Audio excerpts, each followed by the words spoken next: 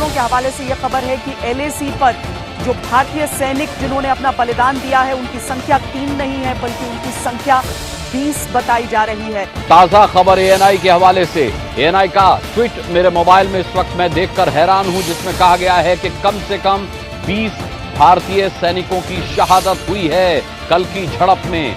2 दिन पहले हिंदुस्तान के 20 सैनिक शहीद हुए, उनको उनके परिवारों से छीना गया। चाइना ने हिंदुस्तान की जमीन छीनी है, हमारी जमीन हड़पी है। प्रधानमंत्री जी, आप चुप क्यों हैं? आप कहां छुप गए हैं? आप बाहर आइए। पूरा देश, हम सब आपके साथ खड़े हैं, एक साथ खड़ा हुआ है आपके साथ देश।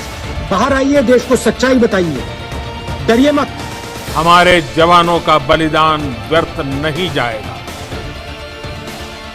हमारे लिए भारत की अखंडता और संप्रभुता सर्वोच्च है और इसकी रक्षा करने से हमें कोई भी रोक नहीं सकता।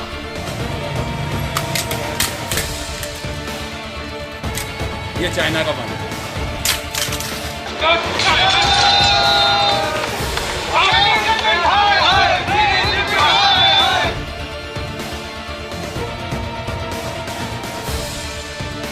देश के लिए बेटा ने शहीद हुआ है और पोता को भेज रहे हैं, 2 पोता है, उसको भेजे। नमस्कार, द वायर में आपका स्वागत है। मैं हूं आरफा खानम शेरवानी। भारतीय सेना के कम से कम 20 जवानों की मौत की खबर मिली है भारत चीन बॉर्डर पर लद्दाख में, जिसको लेकर लगातार पिछले 6 हफ्ते से आपने सुना होगा घुसपैठ की खबरें लगातार आ रही थी और अब ये स्थिति यहाँ तक पहुँच चुकी है। अगर इतना ही काफ़ी नहीं था तो चीन का जो आधिकारिक बयान है उसमें वो पूरी की पूरी जो गलवान घाटी है उस पर अपने कब्जे की बात कर रहा है कि इस पर तो कोई बातचीत की ही नहीं जा सकती है। यानी कि आप ये देखिए कि अगर हम देखें तो भारत की पूरी ज़मीन जो है गलवान घाटी की वो हड़प ली है। 1962 के बाद बताया जा रहा है कि अब तक का सबसे सीरियस, सबसे गंभीर एक एनक्रोचमेंट या भारत की ज़मीन पर कब्ज़ा करना और भारत के फ़ौजियों की हत्या करने का, मुठभेड़ में उनकी जान जाने का मामला यहाँ पर सामने आया है। प्रधानमंत्री नरेंद्र मोदी ने इस पर बयान जारी किया है कि भारत जो है वो शांति में यकीन रखता है, लेकिन अगर उसको उकसाया जाएगा तो वो जवाब देने में समर्थ है। इसके अलावा रक्षा मंत्री, गृह मंत्री के भी बयान आए हैं। विपक्षी पार्टियों की तरफ से भी राहुल गांधी, सोनिया गांधी और बाकी सभी अहम जो विपक्षी पार्टियां हैं उनके भी बयान आ रहे हैं। प्रधानमंत्री की तरफ से बात भी सामने आई है कि 19 जून को सर्वदलीय बैठक की जाएगी, यानी आज 17 जून से 2 दिन का समय और लेने के बाद तब जो है बैठक की जाएगी। तो साफ तौर पर कहीं ना कहीं जो एक ये राष्ट्रीय संकट का समय है जिसमें बदले की कार्रवाई की बात हो रही है, भारत के फौजियों की ज़िंदगी की बात है, उनकी जान की बात है, उसके बावजूद भी लगभग 2 दिन बाद और 2 दिन पहले की ये खबर है।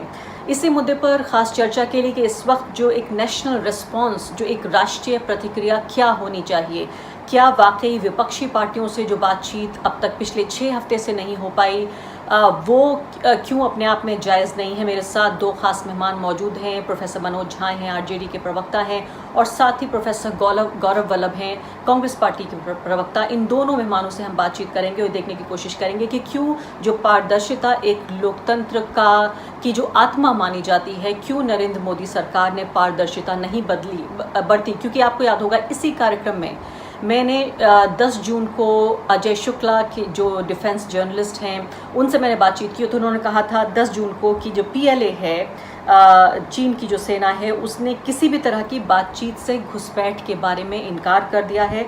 गलवान घाटी में जो हज़ारों की तादाद में उन्होंने कहा था कि सैनिक आ गए हैं, और उसके बाद से इस कार्यक्रम पर भी और उनके जो द वायर पर आर्टिकल छपे थे उनको लेकर भी जिस तरह से राष्ट्रद्रोही करार दिया गया, एंटी नेशनल करार दिया गया, वो अपने आप में चौंकाने वाली बात है कि जो पत्रकार खबरें लेकर आ रहे थे उन्हीं पर हमला हो रहा था।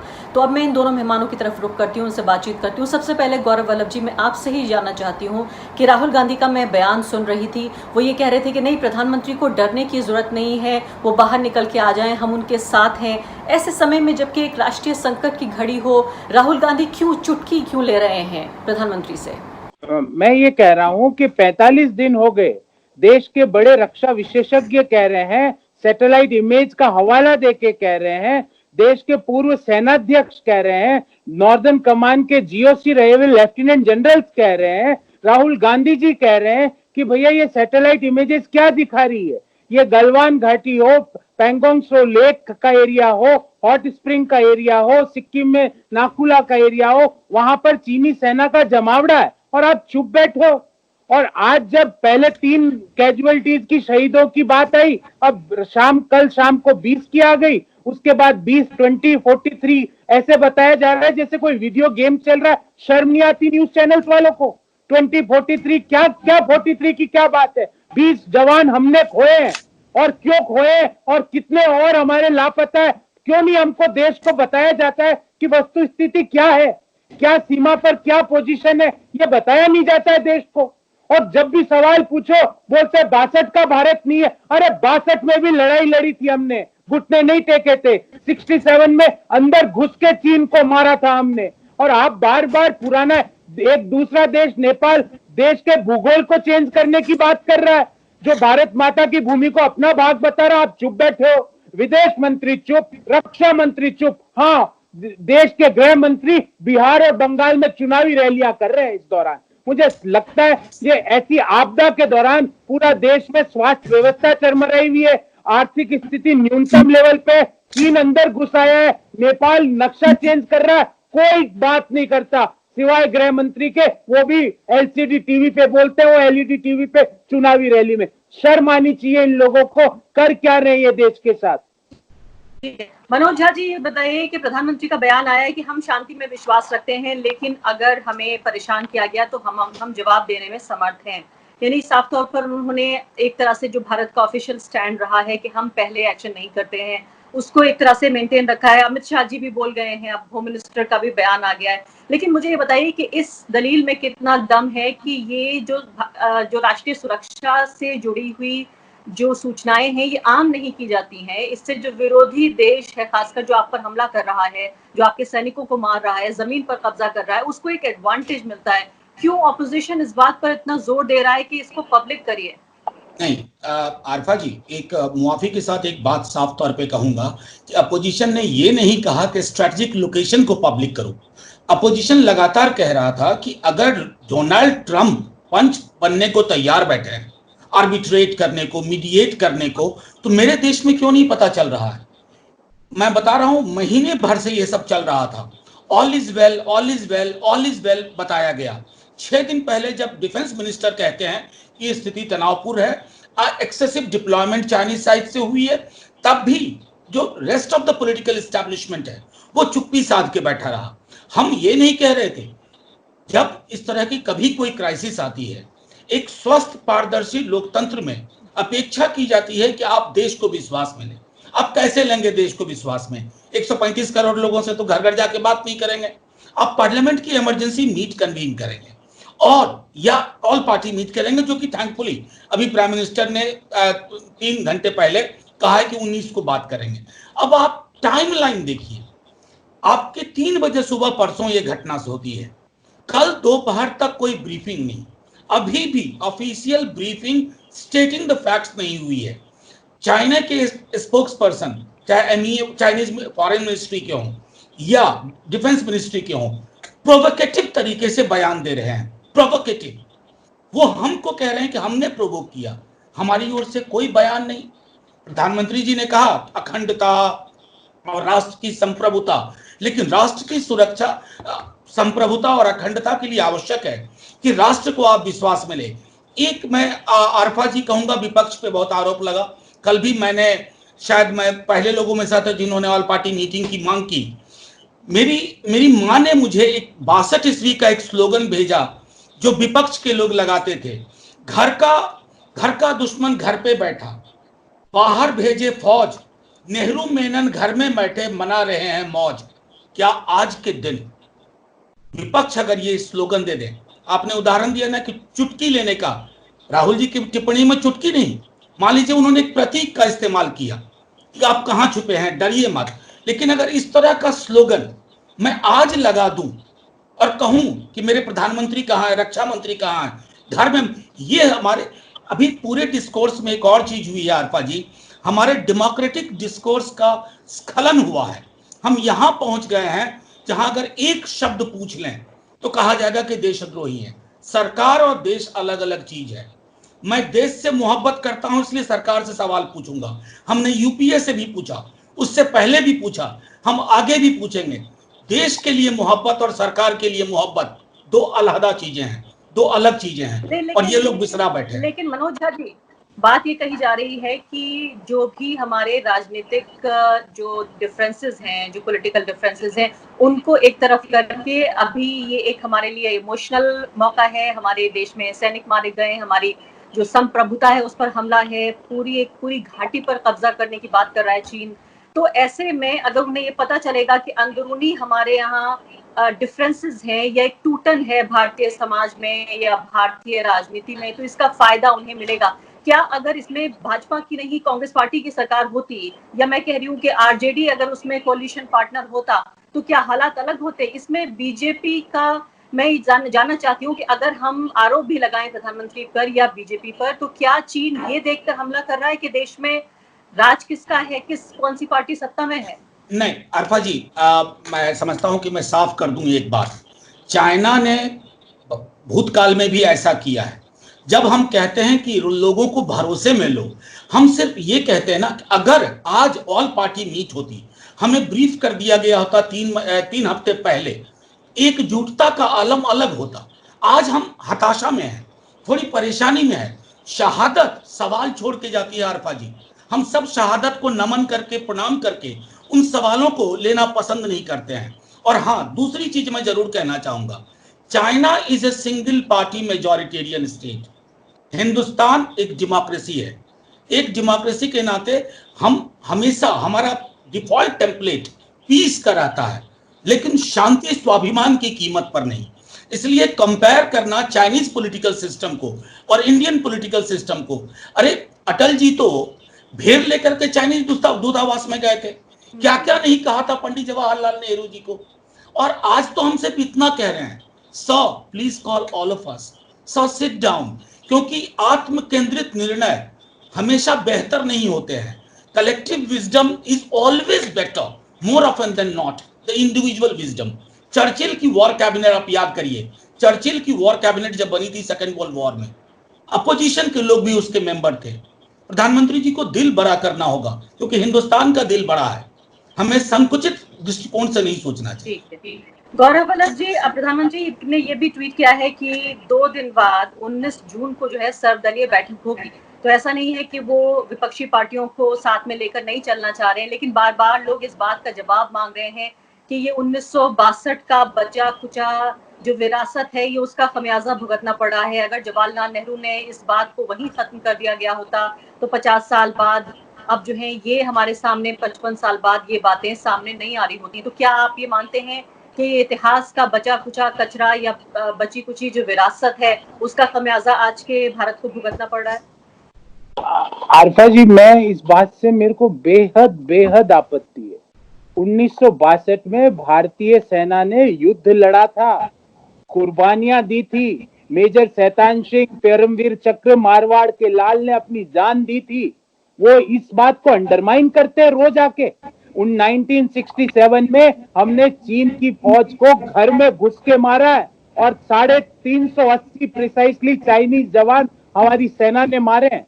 और बार बार माइक थोड़ा पास ले आइए, माइक थोड़ा और पास ले आइए। जी, तो मैं ये कह रहा था 62 की बात रोज करते हैं।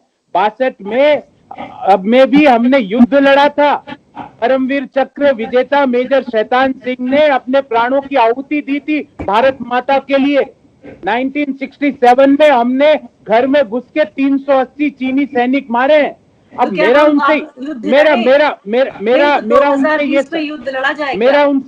उनसे ये सवाल है, जो ये 62-67 2013 में भी डैनसेंग की घटना हुई थी, पर स्टेटस को रिस्टोर किया गया। ऑल पार्टी मीटिंग बुलाई गई थी 2013 में, मैं ऑन रिकॉर्ड बोल रहा हूं। और 5 मई, 9 मई, 12 मई, ये 3 दिन बहुत महत्वपूर्ण है। 5 मई 2020, 9 मई 2020, 12 मई 2020, इन 3 दिन में चाइना के 5 से 10 हजार सैनिक भारत माता की भूमि में घुसे। डिफेंस एक्सपर्ट चिल्ला के आर्टिकल लिखते रहे, फोटोओं के साथ। बड़े बड़े रक्षा विशेषज्ञ सेना अध्यक्ष चेताते रहे। राहुल गांधी जी ही एक ऐसे व्यक्ति थे पॉलिटिकल सिस्टम में जो रोज उन प्रधानमंत्री को चेताते रहे, उनको बताते रहे कि चीन अंदर घुस चुका है, पर किसी ने जवाब नहीं दिया, किसी ने उनके ऊपर किसी ने जवाब नहीं दिया। रक्षा मंत्री ने शेरो शायरी करी, वो भी गलत शायर को कोट करके। मैं पूछना चाहता हूं, उस दिन अगर सही ढंग से आप जवाब देते तो आज ये गलवान घाटी, यहाँ पे कभी टेंशन नहीं था पिछले 50 साल में। और हमारे आधिपत्य जो लैंड हमारे कंट्रोल में थी 1 अप्रैल 2020 के पहले, वहां पे चीनी सैनिक घुसता है, हमारे सेना के साथ इस तरह का व्यवहार हुआ कि हमने भी जरूर मारे होंगे, क्योंकि मुझे पता है हमारी सेना गौरवशाली सेना है, हमारी सेना वीर सेना है, मुझे पता है वो ऐसे नहीं रुकी होगी। पर ये हुआ क्यों, आज भी हम पूछ रहे हैं, जवाब कोई देने वाला नहीं है। 48 घंटे बाद आपको सूचनाएं मिल रही है, आज भी हम पूछ रहे हैं कितने सैनिक और कितने अफसरान लापता है, क्यों नहीं बताती सरकार सामने आके कि इतने अफसर लापता है, इतने सैनिक लापता है, इतने किलोमीटर अंदर घुस चुकी है, इतने वर्ग किलोमीटर भारत माँ की जमीन पर आज चीनी सैनिक बैठे हैं, ये क्यों नहीं बताती। इसीलिए राहुल गांधी जी ने कहा घबराओ मत, पूरा देश आपके साथ खड़ा है। पर समस्या ये आरपा जी कि सरकार बैठी हुई है, देश तो पूरा खड़ा है सरकार के साथ, पर सरकार बैठ चुकी है, सरकार खड़ी हो जाए। मैं आज आपके शो के माध्यम से रक्षा मंत्री जी से प्रधानमंत्री जी को निवेदन करता हूं कि आप दोनों खड़े हो जाओ, देश पूरा आपके साथ खड़ा मिलेगा। मनोज झा जी, ये बताइए कि 2014 से लेकर अब तक लगभग पिछले 6 साल में 18 बार मुलाकात की है चीनी नेतृत्व से प्रधानमंत्री नरेंद्र मोदी ने, यानी कि उन्होंने हर मुमकिन ये कोशिश की कि संबंध अच्छे रहें। जब वो यहाँ आए शी जिनपिंग जी, उनको झूला झुलाया गया, उनके साथ बर्ताव अच्छा किया गया। बच्चे, मैं देख रही थी बच्चों के स्कूल की तस्वीरें, जिसमें वो तस्वीरें जो हैं वो चीनी नेता की, उन्होंने वो मुखौटा पहन रखा है, यानी हर तरीके से उनका मन जीतने की, संबंध अच्छे बनाने की कोशिश की। लेकिन अगर चीन ही न मान रहा हो, अगर वही उसकी नियत ही खराब हो, अगर वही भारत की जमीन पे कब्जा करना चाहता हो, तो इसमें भारत की सरकार क्या करे? आरफा जी, मैं एक बात कहना चाहता हूं, एक शब्द मैंने लगातार इस सरकार की डिप्लोमेसी के लिए कहा है। ऐसा नहीं है कि इनके पास विजडम की कमी है, लेकिन ये उन विजडम का सहारा नहीं लेते हैं। ये ट्रायल बैलून डिप्लोमेसी में अक्सर रहे हैं, खास करके हमारी जो चाइना के बरक्स में ये देखता हूं। मैं एक बात कहना चाहता हूं, जब आप डिप्लोमेसी को एक ऑप्टिकल इल्यूजन में क्रिएट करना चाहते हैं तो आप खुद उस ऑप्टिकल इल्यूजन का शिकार हो जाते हैं। अब वो झूला क्या था, इट वाज एन ऑप्टिक्स, या बहुत गर्मजोशी से गले मिलना किसी से भी। डिप्लोमेसी इज एन आर्ट, और इस आर्ट को परफेक्ट बनाने में टीम लगती है। अगर आप आत्म केंद्रित तरीके से निर्णय लेंगे, जहां चाहेंगे बताएंगे देश को, जहां चाहेंगे नहीं बताएंगे। मैं एक छोटा उदाहरण देता हूं, HCQ दवा की मांग की जब डोनाल्ड ट्रंप ने, उनकी जुबान आप याद करिए, उन्होंने क्या कहा था, क्या उसका प्रतिकार नहीं होना चाहिए था? एक मुल्क, मतलब मेरे भी प्रधानमंत्री हैं, मैंने उनको वोट नहीं किया, मैं विपक्ष में हूं, लेकिन आज अगर मैं बायोडेटा कहीं लिखूंगा तो वो मेरे प्रधानमंत्री हैं। क्या मैं उनसे कह नहीं सकता हूं कि अपनी डिप्लोमेसी को आप ऑप्टिकल इल्यूजन वाले मोड से निकालिए, एक वो आर्ट है उस पर काम करिए। और एक आरफा जी, मैं और भी एक बात कह के खत्म करूंगा, हालांकि गौरव जी ने इसका जवाब दिया। 1962 में आरफा जी, हम 47 में तकसीम के बाद आजाद हुए, फौजें दोनों मुल्कों में बटी, 15 वर्ष में हमने कितना कुछ करना था। रिकंस्ट्रक्शन हो रहा था देश में, करोड़ों लोग जो उधर से आए थे उनको बसाने की बात चल रही थी, और ये लोग एक झटके में नेहरू को खारिज कर देते हैं। अरे नेहरू की उपादेयता तो ये समझ लीजिए कि उनके बताए पब्लिक हेल्थ इंफ्रास्ट्रक्चर ने कोविड में आपकी जान बचा ली, अन्यथा आप तो बाजार के आगे नतमस्तक थे। तो नेहरू आजकल मैं समझता हूँ ऑल सीजन फॉल गाय हैं, जिसको मर्जी आए बोल के कुछ निकल जाए। जी हाँ, आरएसएस वाले लोग मैं देख रही थी, वो ट्वीट कर रहे हैं, कह रहे हैं कि ये नेहरू नहीं है, ये मोदी है, ये देख लेंगे चीन को, वो ये कह रहे थे। गौरव वल्लभ जी, आखिरी बात आपसे कि अब अगर ये माना जाए कि आप ही कह रहे हैं कि 1962 में हमने जंग लड़ी थी, जाहिर है जंग लड़ी थी, लेकिन अब क्या 2020 में भी आप चाहते हैं कि हम जंग लड़ें, या इसका शांति से हम इसका हल निकालने की कोशिश करें, या आप ये कह रहे हैं कि ये 20 जो हमारे फौजी हैं इनकी जान का बदला हमें लेना पड़ेगा, और दूसरे कि जब तक चीन को नहीं खदेड़ देंगे हम गलवान घाटी से। सबसे बड़ी बात तो ये है कि चीन का जो आधिकारिक स्टेटमेंट है वो साफ तौर पर ये कहता है कि ये बहुत कोई केक वॉक नहीं होने जा रहा है। तो सबसे बड़ी बात ये कि आपको लग रहा है कि जंग के मुहाने पे खड़े दोनों देश? आरफा जी, कांग्रेस पार्टी का एक लाइन में उत्तर है आपके सवाल का कि 1 अप्रैल 2020 के पहले जो भारत का भूभाग था वो भारत का भूभाग रहना चाहिए, किसी भी कीमत पर। 1 इंच भी उसमें से हम चीन क्या दुनिया की किसी ताकत को देने को तैयार नहीं है। उसके लिए क्या होना चाहिए? वो ऑल पार्टी मीटिंग कराएं, संसद का अधिवेशन बुलाएं, देश के बड़े रक्षा विशेषज्ञों से बात करें, देश के पूर्व सेनाध्यक्षों की राय लें, कैसे इसको पर कूटनीति से काम करना पड़ेगा, मूक नीति से नहीं। चुप्पी की नीति, मूक नीति से आप जंग ना तो जंग को जीत सकते हो, ना अपने देश के लोगों का दिल जीत सकते हो। आज आपने आपकी मूक नीति के कारण आपके सारे कार्यकलापों पर एक क्वेश्चन मार्क है। क्योंकि आप देखिए आरफा जी, जब इतनी बड़ी 20 लोगों की शहादत हो गई, हमको देश को कब पता चल रहा है? देश को पता चल रहा है 24 घंटे के आसपास के बाद। ये हिंदुस्तान इस तरह से फंक्शन नहीं करता और चीन से हमारा कंपैरिजन नहीं हो सकता।